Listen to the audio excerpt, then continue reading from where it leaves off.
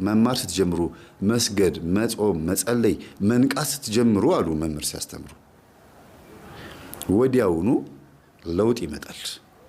በእናንተ ዙሪያ ያሉ ሰዎች የሚያሳዩት ባህሪ ይለያል ነው የሚሉት እስቲ ስሙት ይሄንን መጸለይ ስትጀምር ከቤት ይጀምራል መንበርከክ ስትጀምር ከቤት ይጀምራል ልክ መስገድ ስትጀምሩ መንፈሳችን ይለወጣል እግዚአብሔር ስሙ የተመሰገነ ይሁን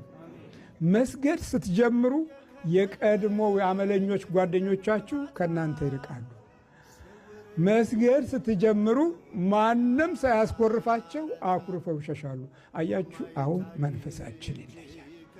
የዚህ ጊዜ እናንተ በማስተዋል ላይ ናችሁ ያላችሁት ሰው የመሆንን እድል ከሰማይ ለማግኘት አቤቱ ሰው አርገኝ ሰው እንደሆን እርዳኝ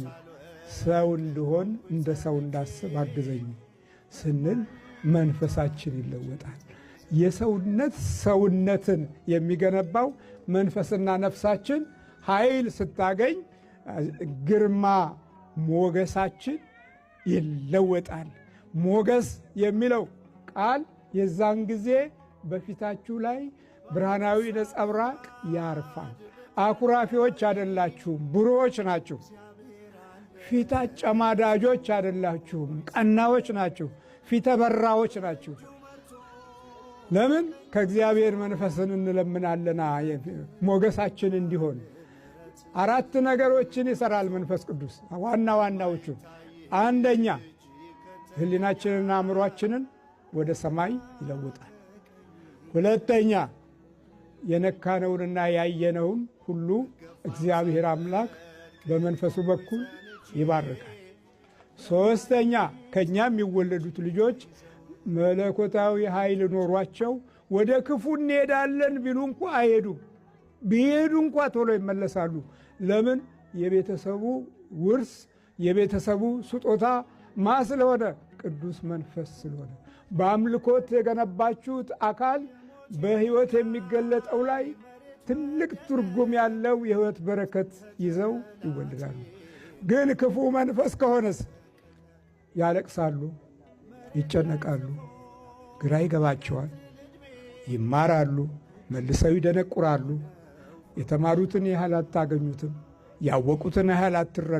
አትረዷቸውም እነሱም አይረዷችሁም መንፈሳችን ተለየ ማለት ነው አያችሁ የሰው ልጅ የቆመው በሶስቱ መለኮታዊ ምስጢር ውስጥ ነው በመንፈሱ በነፍሳችን በስጋችን ስጋ ነፍሳችን እንግዲህ ከውስጣችን በጎ ነገር የምትፈልግ ናት ነፍስ ተስፋ ከሌላት ስጋ በሚገባ ክፉ ኃይልን ያስተናግዳል በነፍስ በኩል ሰዎች ማሰብ ሲጀምሩ መንፈስ ቅዱስ አጋዣቸው እንዲሆን ይማጸናሉ የውስጥ ባዶነትን ለመከላከል መንፈስ ቅዱስን ይለምናሉ መንፈስ ቅዱስ ሆይ በሆነ ባዶነት ውስጥ አንተ ሙላ ይላሉ ሙላቱን የሚሰጠን ማን ነው ማለት ነው መንፈስ ቅዱስ የጎደለ ቦታ ላይ የሚሞላ ማን ነው መንፈስ ቅዱስ ልጅ ጎሎን ነበረ ኢየሱስ ክርስቶስ የጎደለ ቦታ ላይ ከቅድስት ድንግል ማርያም ተወልዶ ምን ሆነልን ልጅ ሆነልን ልጅ ሆኖ ምን ሆነ አባት ሆነን የሚራራ ስራዎች ሁሉ በደግነት የተሞሉ ነቀፌታ የሌለበት በአካሄድም በመልካም የሚያይ ከወደቁት ጋር የሚውል ከተጨነቁት ጋር የሚቀመጥ ከድሆች ጋር የሚበላ የሰላም አምላክ መራባቸውን የሚያውቅ መጠማትን እሱ ራሱ ያውቀዋል መራብንም እሱ ያውቀዋል መሰደድንም ያውቀዋል በስደታችን ውስጥ ሁሉ እሱን ስንጠራ